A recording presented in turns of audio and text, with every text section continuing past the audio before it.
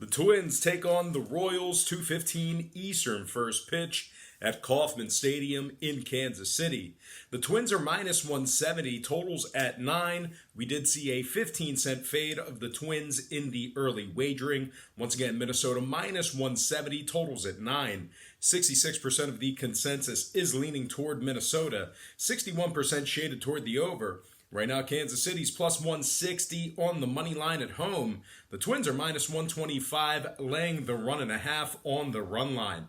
We have Berrios for the Twins, Duffy for the Royals. Duffy comes into this game with a 3-3 record, 4.64 ERA, and 1.40 WHIP. Meanwhile, Berrios on the other side, 8-3 record on the year, 2.86 ERA. Minnesota's first in scoring, 25-13 away from home. Kansas City on the other side, 24 games under 500. They're just 26-50 overall for the year. They're also 24th in scoring on average per game. Now, total-wise, Minnesota's 27-11 to the over away from home. I know it's expensive. Don't really want to lay the 1.5. Not great equity, but I think Minnesota should win it outright. Give me the Twins minus 170 and the over 9 runs in that game. Before I go ahead and move on, just want to quickly remind you guys to check me out on my website at patreon.com/BrockPage. We do daily plays on that site. You'd be very surprised to see what my record is right now in one of my different categories. We have different tiers and memberships, and pretty good record in one of those memberships. Check it out on patreon.com/BrockPage. Link is in the description section below. All right, let's go ahead and take a look at our next game. Angels taking on the Cards, 2:15 Eastern first pitch in St. Louis. No line currently posted for this game. You guys might want to get used to that because there are many games today that have no lines currently posted at the moment. But anyway, Angels at the Cardinals, 2:15 New Busch Stadium in St. Louis. We have Luis Garcia for the Angels, Dakota Hudson for the Cards.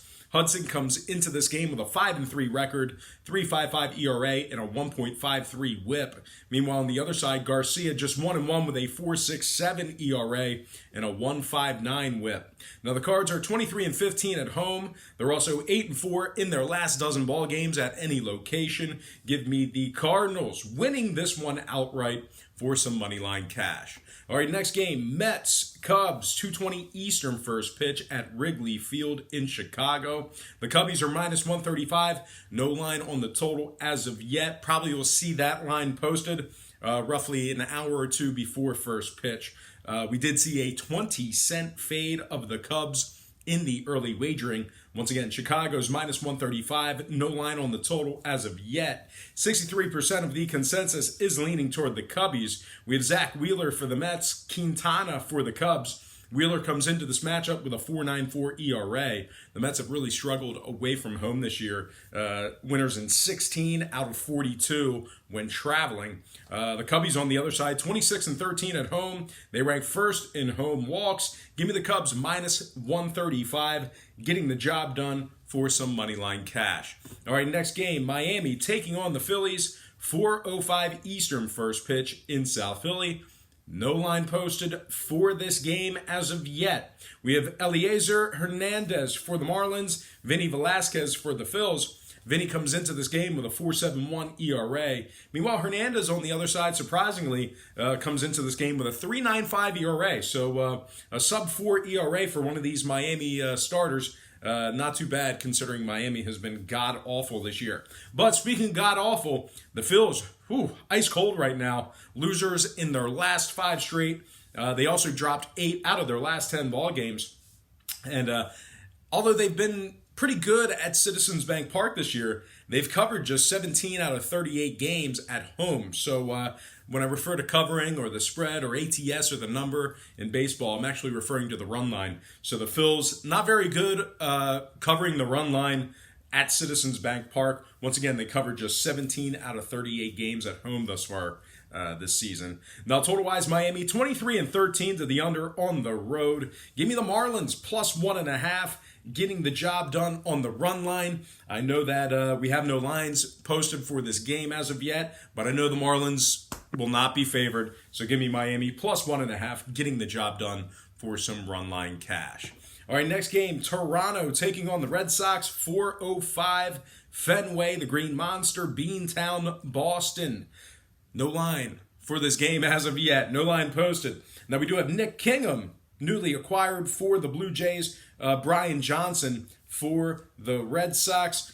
Toronto's been awful away from home this year. Winners in just 14 out of 38 when traveling. They also rank 28th in hits on average per game. No real need to break this one down too much. I'm going to lean Boston, winning this one outright for some money line cash. All right, next game. Padres, Pirates, 4:05 Steel City, Pittsburgh. The Padres are minus 125, totals at 9. We did see a little bit of movement on both the side and the total in this one. Saw a 10-cent move toward San Diego. We also saw movement downward on the total, a half a run. So once again, San Diego minus $1.25, totals at 9.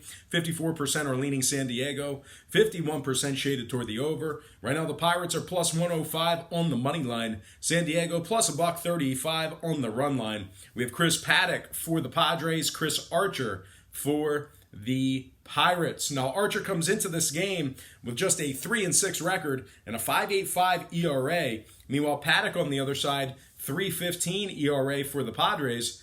Pittsburgh, not very good on the run line when it comes to their games at home. They cover just 11 out of 34 games at PNC Park. They're also 24th in home scoring. When it comes to the total, Pittsburgh is 20th in runs allowed, 23-11 to the over at home. So let me just reiterate that. I know that Pittsburgh is just 24th in home scoring, but they are 20th in runs allowed, meaning they're allowing a bunch of runs at home. 20th in runs allowed at home. They're also 23-11 to the over at PNC Park in Pittsburgh. So with all that in mind, I'm going to lean Padres minus 125 and the over 9 runs in that game. Next matchup, Rays, Athletics, 4:07 Oakland. No line currently posted for this game. We have Yanni Chirinos for the Rays, Mike Fiers for the Athletics. Fiers comes into this game with a pretty solid record, but a 4.26 ERA for Oakland. Meanwhile, on the other side, Yanni Chirinos is 7-3 on the year with a 3.00 ERA for Tampa Bay. Now, Tampa Bay's been very good on the road this year, 24-14 when traveling, and they've been good against the run line as well when traveling. 23-15 ATS on the road as well. So with all that in mind, I don't know if they're going to be catching the 1.5 or laying the 1.5, but I got to lean toward Tampa Bay getting the job done in this matchup here for some run line cash. All right, next game, Tigers,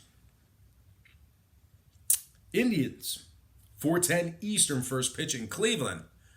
No line posted for this game as of yet. We have Spencer Turnbull for Detroit, Aaron Savale for Cleveland. Savale's making his first start for the Indians. Meanwhile, Spencer Turnbull on the other side comes into this game with an impressive 3.27 ERA and a 1.33 whip. Now, Detroit is 22-14 ATS away from home. They also rank 6th in walks allowed on the road as well. So Detroit, although not great, not too bad in certain categories when traveling. So with all that in mind, like I said, have no line for this game. I got to imagine Detroit will be catching the 1.5. But regardless, give me the Tigers getting the job done in this one for some run line cash. All right, next game, Cincinnati Reds, the under machines, taking on the Milwaukee Brewers, 4:10 Eastern, first pitch in Milwaukee.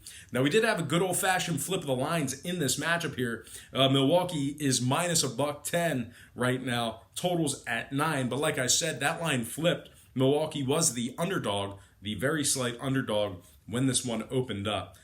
We also saw movement upward on the total. Recency bias, I guess that one over yesterday in the last, 17 games really swayed the public. But yeah, we actually saw over money in the early going here. But once again, Milwaukee is minus 110, totals at 9 flat.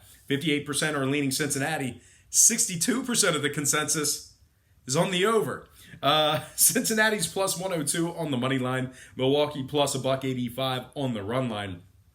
We have Jhoulys Chacin for the Brewers, Luis Castillo for Cincinnati. Castillo's been awesome this year. 7-1 thus far, 2.26 ERA, 1.11 WHIP. Meanwhile, Chassin on the other side, I don't know what happened to him this season. He's just 3-8 with a 5.60 ERA and a 1.52 WHIP. Milwaukee's 27th in striking out, really struggling to make contact. They've also dropped 8 out of their last 10 ball games. I guess those bats are starting to go cold a little bit. Now, Cincinnati on the other side, they're red hot. Winners in their last 6-game winning streak.